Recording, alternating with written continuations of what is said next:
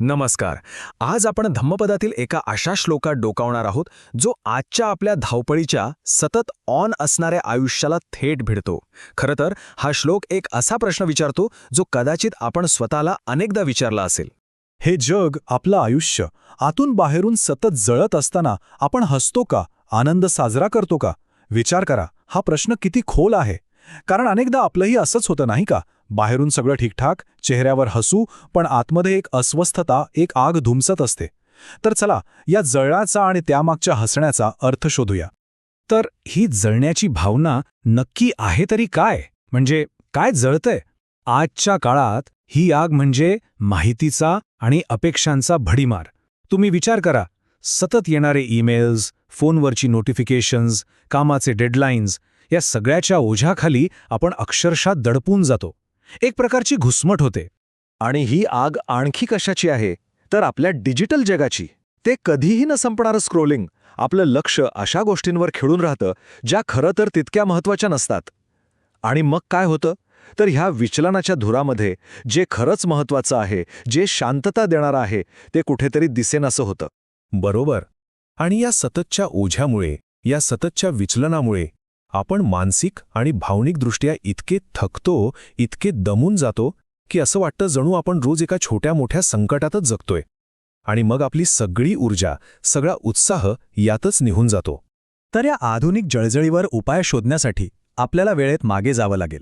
थेट प्राचीन भारतातल्या श्रावस्तीमध्ये धम्मपदातील गाथा क्रमांक 146 मध्ये यावर एक अप्रतिम कथा आहे, जी आपल्याला आरसाही दाखवते आणि मार्गही. कल्पना करा, श्रावस्तीमधील जेतवन विहार, एक असं ठिकाण जिथे शांतता आणि ध्यानाचा सुगंध दरवळतोय. पण याच शांत वातावरणात मानवी स्वभावाचा एक असा पैलू समोर येतो जो आपल्याला खूप काही शिकवून जातो. तर या कथेची पात्र आहेत श्रावस्तीतले 500 गृहस्थ आणि त्यांच्या पत्नी. या सगळ्या पुरुषांची एकच इच्छा होती की आपल्या पत्नींनी सुद्धा विशाखासारखं व्हावं. विशाखा म्हणजे सद्गुणांचा, दातृत्वाचा आणि करुणेचा जणू आदर्शच. म्हणून मग त्यांनी ठरवलं की आपल्या पत्नींना विशाखेच्या सहवासात ठेवायचं, म्हणजे तिच्याकडून त्या काहीतरी चांगलं शिकतील. हेतू तर खूप चांगला होता, नाही का? पण व्हायचं होतं काहीतरी वेगळंच. आणि इथेच कथेला एक वळण मिळतं. हा संघर्ष आहे आदर्श आणि वास्तवाचा. एका बाजूला आहे विशाखाचा संयम, तिचे सद्गुण, आणि दुसऱ्या बाजूला आहेत तिच्या सोबतिणी, ज्या अगदी आपल्यासारख्याच आनंदाच्या शोधात आहेत, पण त्यांचा मार्ग चुकला. त्यांना वाटलं की आनंद हा बाहेरच्या गोष्टीत आहे, नशेत आहे, गोंधळात आहे, आणि इथेच त्या अडकल्या. झालं असं की एकदा 7 दिवसांचा उत्सव होता. या बायकांनी नवऱ्यांनी ठेवलेली दारू चोरून प्यायली आणि त्या पुरत्या नशेत बुडाल्या. पण एवढ्यावरच त्या थांबल्या नाहीत. दुसऱ्यांदा तर त्यांनी कमालच केली. बुद्धांचं प्रवचन ऐकायचं आहे असं सांगून त्या विहारात आल्या, पण कपड्यांमध्ये गुपचूप दारूच्या बाटल्या लपून आणल्या होत्या. आणि मग विहारात जे घडलं तिथेच कथेचं सार आहे. विहारात आल्यावर त्या स्त्रियांनी आणलेली सगळी दारू संपवली. आणि मग काय, त्या बेभान होऊन नाचू गाऊ लागल्या. त्यांचा आवाज वाढत गेला, संयम सुटत गेला, लाजेचा लवलेशही उरला नाही. आणि अशाच वेळी जेव्हा सजगता हरवते तेव्हा मार म्हणजे आसुरी शक्तीला संधी मिळते. त्याने त्यांच्या मनातली निर्लज्जता आणखी वाढवली, त्यांना अजूनच चुकीच्या मार्गावर ढकललं. बुद्धांचे हे सगळं लक्षात आलं. त्यांनी ओळखलं की मार आता यांचं भान हरवून टाकत आहे आणि त्याला ही संधी द्यायची नाही हे त्यांनी ठरवलं. आणि मग बुद्धांनी आपल्या सिद्धीने त्या संपूर्ण जागेवर क्षणात एक गडद भयान अंधार पसरवला. कल्पना करा, अचानक झालेल्या त्या अंधारामुळे त्या स्त्रिया प्रचंड घाबरल्या. त्यांचं गाणं थांबलं, नाच थांबला, गोंधळ शांत झाला, त्यांची नशा उतरू लागली. आणि मग एक अजून मोठा चमत्कार घडला. बुद्ध आपल्या जागेवरून अदृश्य झाले आणि थेट मेरू पर्वताच्या शिखरावर प्रकट झाले. आणि तिथून त्यांनी हजारो चंद्र एकत्र उगवावेत असा शीतल पांढरा शुभ्र प्रकाश सर्वत्र पसरवला. त्या अंधारात घाबरलेल्या स्त्रियांचं लक्ष आता त्या अद्भुत तेजस्वी प्रकाशाकडे लागलं होतं. कोनु हासो किमानंदो निच्चम पज्जलिते सती अंधकारेण ओनद्धा पदीपम न गवे सथा. या गाथेचा अर्थ आहे, हे जग नेहमीच जळत असताना कसले हसणे, कसला आनंद. चहूबाजूंनी अंधाराने वेढलेले असताना प्रकाशाचा, दिव्याचा शोध का घेत नाही?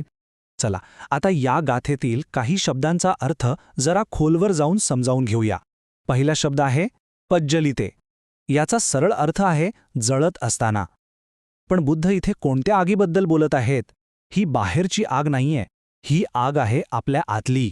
राग, लोभ, वासना, द्वेष, मत्सर या सगळ्या विकारांची आग, जी आपल्याला कळत नकळतपणे आतून जाळत असते. आणि ही आग लागते कुठे? तर अंधकारेण, म्हणजे अंधारात. आता हा अंधार म्हणजे लाईट गेल्यावर होतो तो नाही. हा अंधार आहे अज्ञानाचा, 4 आर्य सत्यांबद्दलच्या अज्ञानाचा. दुःख काय आहे, दुःखाचं मूळ कारण काय, त्याचं निवारण शक्य आहे का, आणि ते निवारण करण्याचा मार्ग कोणता, हे न कळणं हाच खरा अंधार आहे. बरं, मग या अंधारावर आणि आगीवर उपाय काय? तो पुढच्या शब्दात आहे, पदीपम, म्हणजे दिवा किंवा प्रकाश. आणि हा प्रकाश आहे प्रज्ञेचा, ज्ञानाचा, विवेकबुद्धीचा. अशी एक सूक्ष्म दृष्टी जी गोष्टी जशा आहेत तशा पाहू शकते. आणि जेव्हा ही दृष्टी प्राप्त होते तेव्हा आतली आग आपोआप शांत होते. तर मग या प्राचीन ज्ञानाचा वापर आपण आपल्या आजच्या जळणाऱ्या जगात कसा करायचा? चला, यासाठी एक सोपं मार्गदर्शक पाहूया. या गाथेची शिकवण आपण आपल्या आयुष्यात 3 सोप्या पायऱ्यांमध्ये उतरवू शकतो. पहिली पायरी आहे आगीला ओळखा. म्हणजे काय तर प्रामाणिकपणे स्वतःला विचारा, माझ्या आत नक्की कोणती आग जळतीये? रागाची, चिंतेची किंवा एखाद्या गोष्टीच्या हव्यासाची? दुसरी पायरी अंधाराचं नाव ओळखा. म्हणजे या आगीला खतपाणी घालणारा गैरसमज कोणता आहे? मी नक्की कोणतं सत्य टाळतोय? आणि तिसरी, सगळ्यात महत्त्वाची पायरी, प्रकाशाचा शोध घ्या.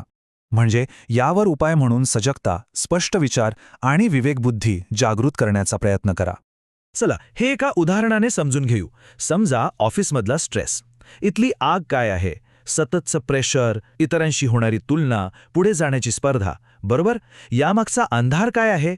तर हा गैरसमज की आपलं मूल्य, आपली किंमत आपल्या पदावर किंवा यशावर अवलंबून आहे.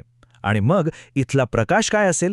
तर निकालाची चिंता सोडणं, फक्त आपल्या कामावर, प्रक्रियेवर लक्ष केंद्रित करणं आणि सर्वात महत्त्वाचं म्हणजे स्वतःवर थोडी दया करणं, करुणा ठेवणं. आता दुसरं अगदी आपल्या सगळ्यांच्या जवळचं उदाहरण, डिजिटल डिस्ट्रॅक्शन. इथली आग कोणती? ते न थांबणारं स्क्रोलिंग, सतत येणारे नोटिफिकेशन्स आणि ती एक भीती की आपलं काहीतरी मिस होत आहे. यामागचा अंधार म्हणजे हा भ्रम की सतत ऑनलाईन राहिल्याने, कनेक्टेड राहिल्याने आपल्याला खरं सुख मिळेल. आणि इथला प्रकाश तर तो आहे डिजिटल जगाला सीमा घालणं, ऑफलाईन जगात जास्त सजगपणे जगणं आणि काय पाहायचं, काय वाचायचं हे विचारपूर्वक निवडणं. आणि तिसरं उदाहरण आपल्या वैयक्तिक नात्यांमधल्या संघर्षाचं. इथली आग असते रागाची, गैरसमजांची, मनात धरलेल्या गोष्टींची. आणि या आगीला हवा देणारा अंधार कोणता असतो? तर तो हट्ट की माझाच खरं आहे, माझाच दृष्टिकोन बरोबर आहे. आणि मग यावर प्रकाशाचा उपाय काय? तर समोरच्या व्यक्तीला समजून घेण्याआधी तिचं म्हणणं शांतपणे ऐकून घेणं, सहानुभूती जागृत करणं. तर हे सगळं ऐकून झालं. आता हे प्रत्यक्ष करून पाहण्याची, अनुभवण्याची वेळ आहे. चला, एक छोटासा सराव करूया. हा एक छोटासा जर्नलिंगचा सराव आहे. यासाठी फक्त काही मिनिटं लागतील. पहिली पायरी, डोळे बंद करा किंवा शांत बसा आणि आपल्या आयुष्यात सध्या धुमसणारी एखादी आग ओळखा. तो ताण असेल, राग असेल किंवा एखादी तीव्र इच्छा. आता दुसरी पायरी, एका कागदावर लिहून काढा की या आगीमागे कोणता अंधार आहे, कोणता गैरसमज आहे जो या आगीला हवा देतोय. इथे स्वतःशी पूर्णपणे प्रामाणिक रहा. आणि तिसरी पायरी, आता लिहा की या परिस्थितीत आजच्या दिवसापुरता कोणता एक छोटासा प्रकाश आणता येईल, कोणती एक छोटीशी पण सजग कृती करता येईल. आणि जाता जाता हा एक प्रश्न आपल्या सगळ्यांसाठी. आज आपण आपल्या आयुष्यातल्या कोणत्या अंधाऱ्या कोपऱ्यात ज्ञानाचा, सजगतेचा एक छोटासा दिवा लावू शकतो? या प्रश्नाचं उत्तर कदाचित आपल्या आतल्या प्रवासाची एक नवी सुरुवात ठरू शकतं. नक्की विचार करा.